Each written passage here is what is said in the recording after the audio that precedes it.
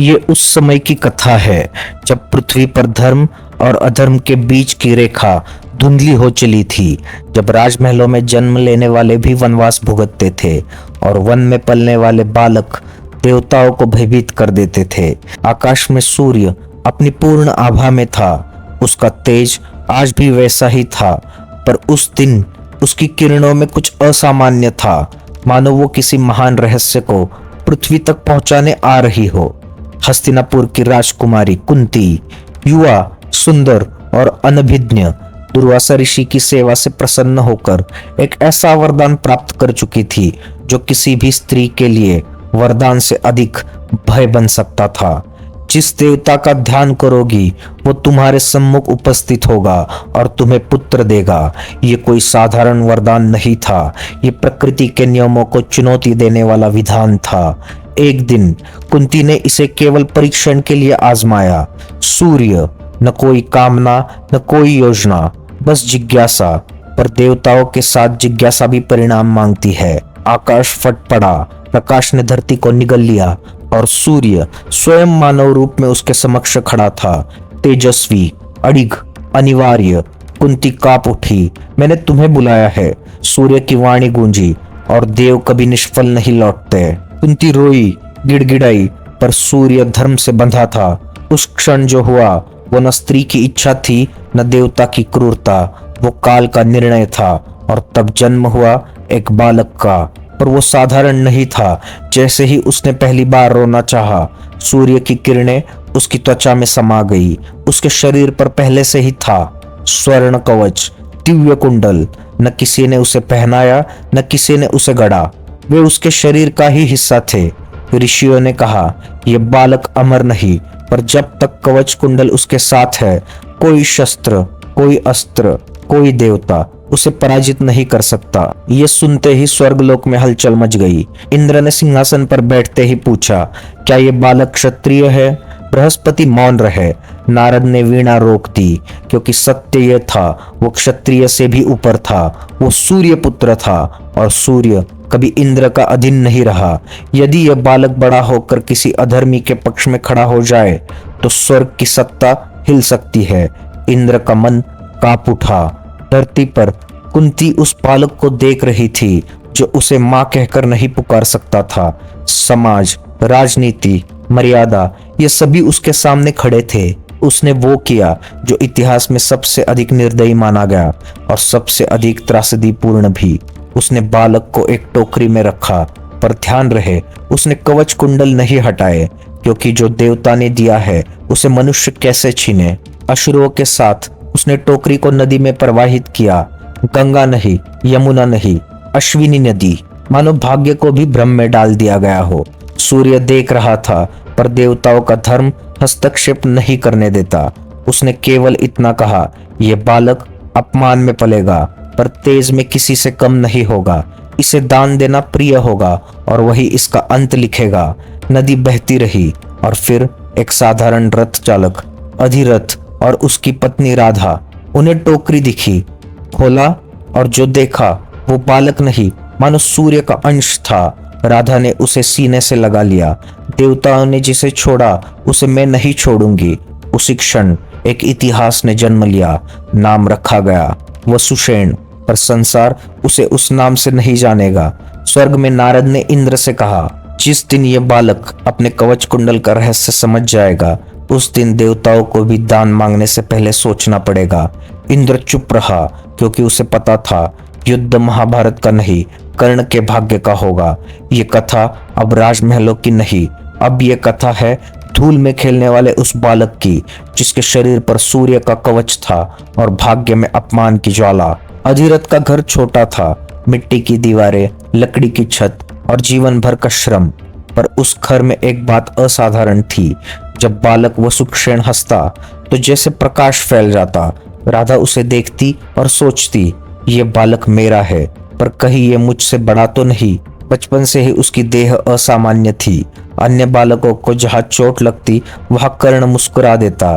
किसी शस्त्र की नोक उसकी त्वचा को भेद नहीं पाती।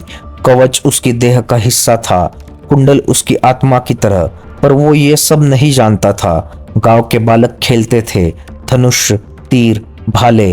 वसुक्षेण जब धनुष उठाता तो तीर सीधा लक्ष्य भेद देता। सब चकित होते, पर तभी कोई कह देता, अरे ये तो सूतपुत्र है। बस यही शब्द, सूतपुत्र, न कोई जाति न कोई पहचान, बस एक सीमा। वसुक्षेण ने पहली बार महसूस किया कि शक्ति होना पर्याप्त नहीं, स्वीकृति चाहिए। उस रात उसने अपनी माँ से पूछा, माँ मैं कौन हूँ? राधा मौन रही, और वही मौन उसके जीवन का पहला शत्रु बन गया। समय बदला। राजकुमार गुरु द्रोण के आश्रम में अस्त्र शस्त्र सीख रहे थे। अर्जुन, भीम, युधिष्ठिर और वसुसेन दूर खड़ा छाया में, पर उसकी आंखों में एक ही सपना था, मैं भी धनुर्धर बनूंगा। उसने गुरु द्रोण के चरण छुए। द्रोण ने पूछा, किस कुल से हो? उत्तर आया, सूतपुत्र। बस गुरु की दृष्टि बदल गई। क्षमा करो, ये विद्या केवल क्षत्रियों के लिए है। वो क्षण किसी शस्त्र से अधिक घातक था। कर्ण ने झुककर प्रणाम किया, पर भीतर कुछ टूट गया और कुछ जन्मा।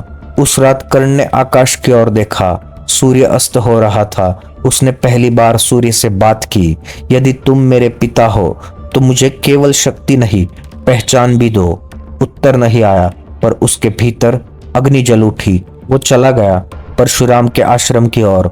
परशुराम ब्राह्मणों और क्षत्रियों के संहारक, केवल योग्य को स्वीकार करने वाले।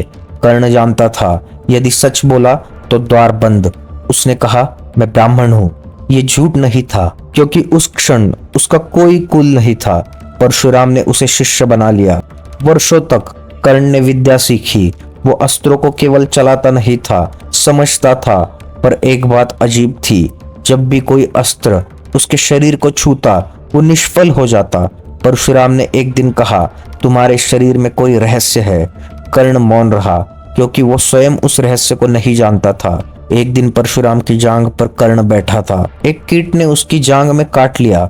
रक्त बहने लगा, पर कर्ण हिला नहीं, दर्द सहता रहा। जब परशुराम जागे और रक्त देखा, सत्य समझ गए। इतना धैर्य ब्राह्मण में नहीं होता।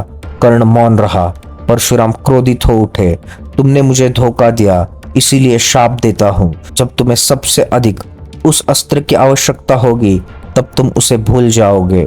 शाप पड़ चुका था, पर कर्ण ने प्रणाम किया, क्योंकि वो जानता था भाग्य पहले से ही उससे शत्रुता कर चुका है। उसी रात सपने में सूर्य आया।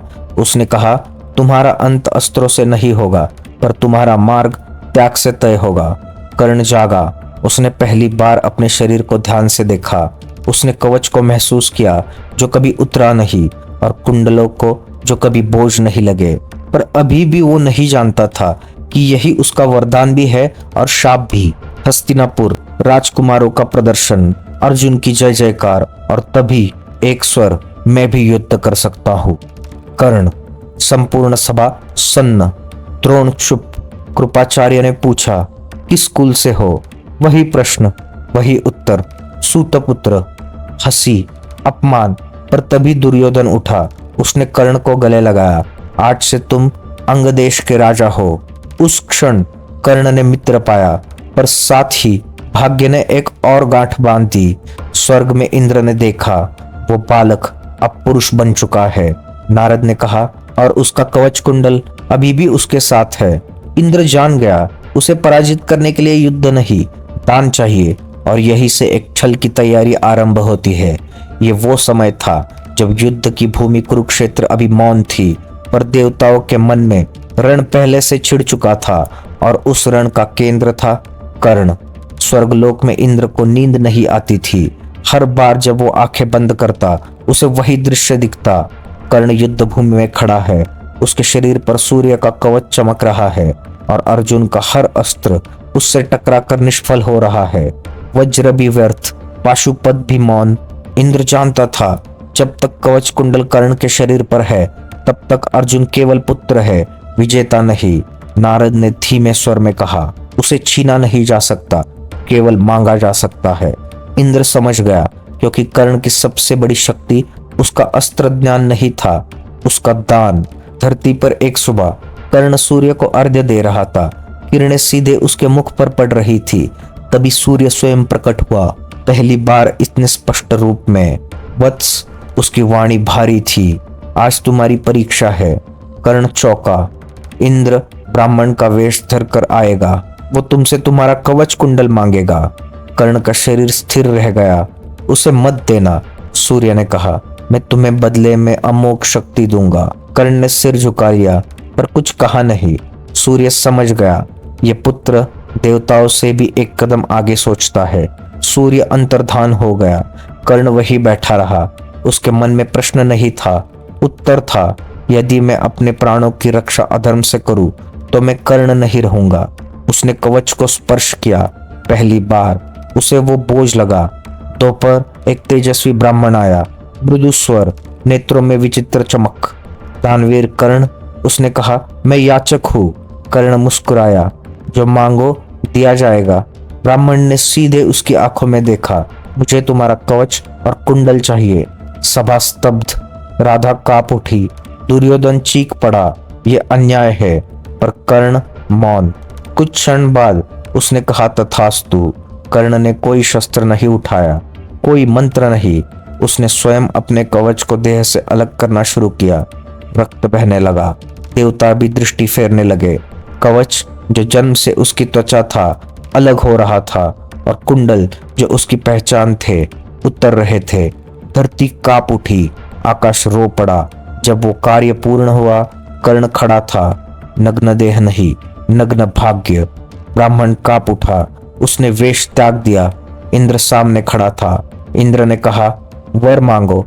कर्ण मुस्कुराया, मुझे केवल ऐसा शस्त्र दो जो केवल एक बार चले पर मेरे शत्रु को मारे।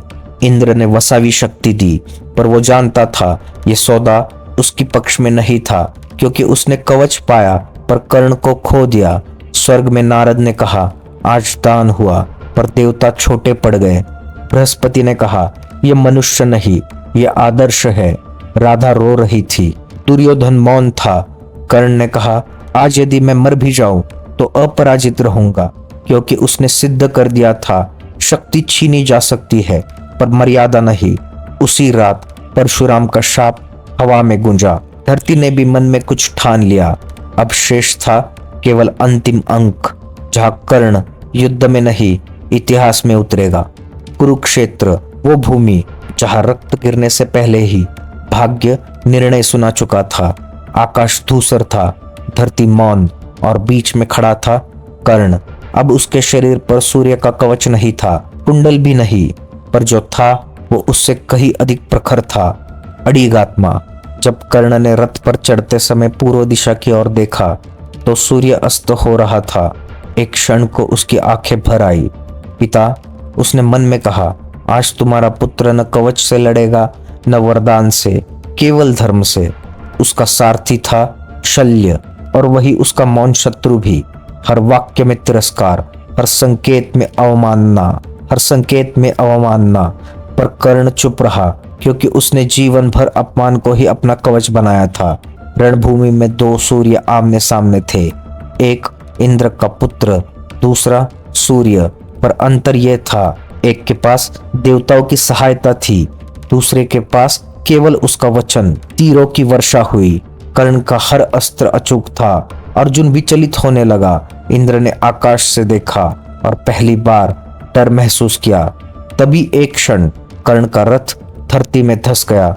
वो वही धरती थी जिसने उससे जीवन भर अपमान लिया था। वो वही धरती थी जिसे कर्ण ने दान दिया था, पर आज उसने ऋण चुकाने से इनकार कर दिया। कर्ण नीचे उतरा। उसने रथ उठाने का प्रयास किया, और तभी परशुराम का शाप जाग उठा। उसके मन से अस्त्र मंत्र लुप्त हो गए। कर्ण ने अर्जुन से कहा, धर्म के अनुसार रथहीन योद्धा पर अस्त्र मत चलाओ। कृष्ण मुस्कुराए। वो मुस्कान क्रूर नहीं थी, वो काल की थी।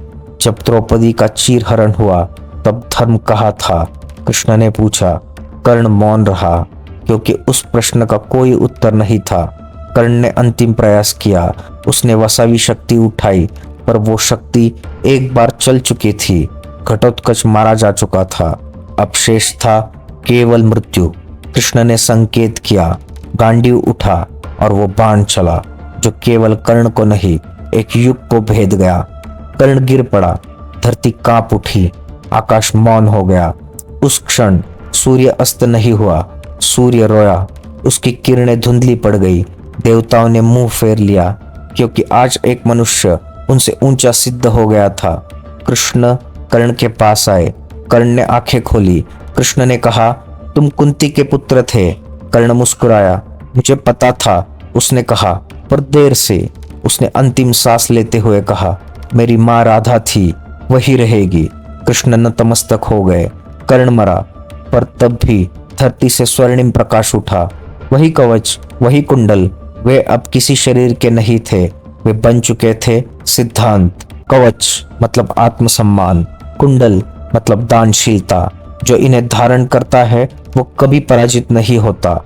स्वर्ग में इंद्र ने कहा, हमने युद्ध जीता, पर कर्ण हार कर भी विजेता रहा। नारद ने वीणा छेड़ी, उस राग में विजय नहीं था, पश्चाताप था, क्योंकि वो जानता था कि वो हार सकता है, फिर भी लड़ा। वो जानता था कि दान उसका मृत्यु बनेगा, फिर भी दिया। वो जानता था कि इतिहास उसे दोष देगा, फिर भी उसने धर्म नहीं छोड़ा। महाभारत कृष्ण की लीला है, पर उस लीला का सबसे तेजस्वी और सबसे पीड़ादायक पात्र कर्ण है, क्योंकि देवता पूजे जाते हैं, पर कर्ण जैसे मनुष्य याद रखे जाते हैं।